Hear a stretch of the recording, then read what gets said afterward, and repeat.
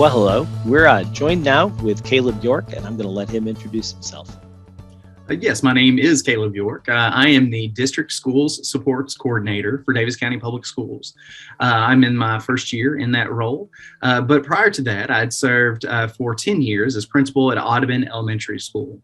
A big part of my new role is actually serving as the district contact for Family Resource and Youth Service Centers.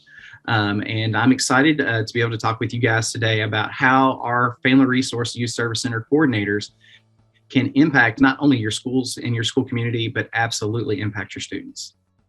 All right, Caleb, well, I've got a couple questions for you here. So first, how was your coordinator integrated into your school?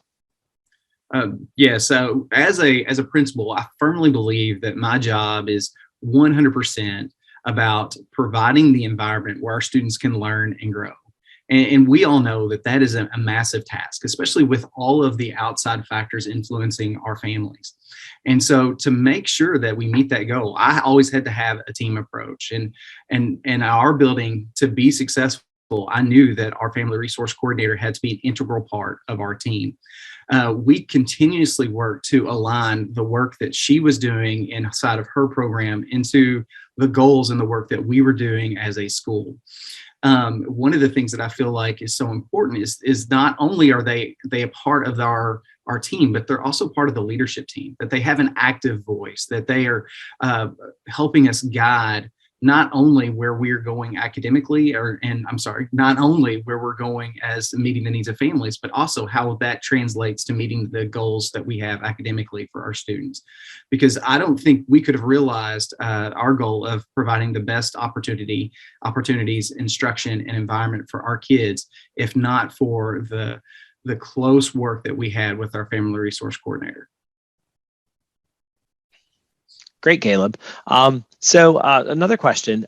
So can you describe in what ways you promoted the FRYSC coordinator and the programs with other school administrators, with the community, with your parent body, to make sure that they were all aware of the program and services that were being offered through the FRYSC? Absolutely.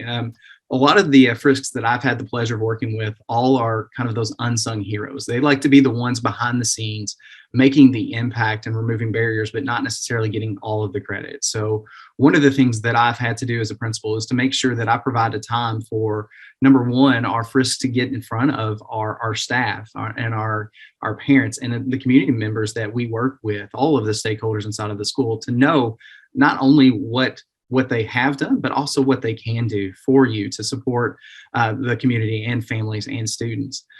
The other piece of that is making sure too that we recognize the outstanding things that they are doing. You know, it's in my new role, I get calls weekly from individuals saying, hey, who do we need to contact to make sure that we have this resource in place? And even as a community, you know, we are still promoting. That's our family resource and youth service center coordinators. Those are the ones that we need to be able to work with.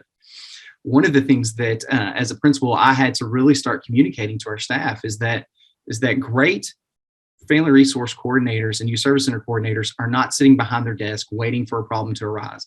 A lot of times their work is outside of the school building.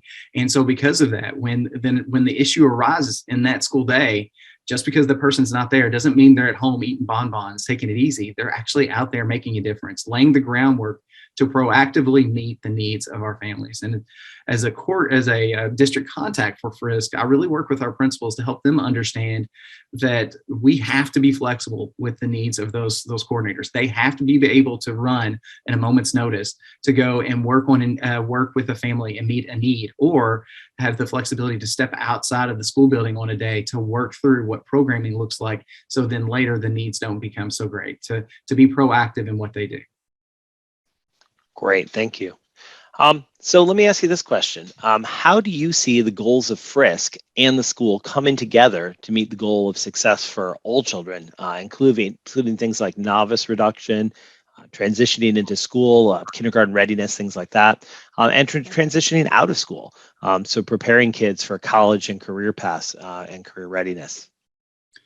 So one of the things that we fully bought into was this idea of that we all have to Maslow before we bloom. And if you firmly believe that in the work of Abraham Maslow, that we have to meet basic needs in other areas before students can even find success inside of the academic realm, then you have to then focus in on removing those barriers. And that is what the core of all of our family resource and youth service center coordinators centers are all about. They are about removing barriers, about meeting the needs of families so those students can then find success later on.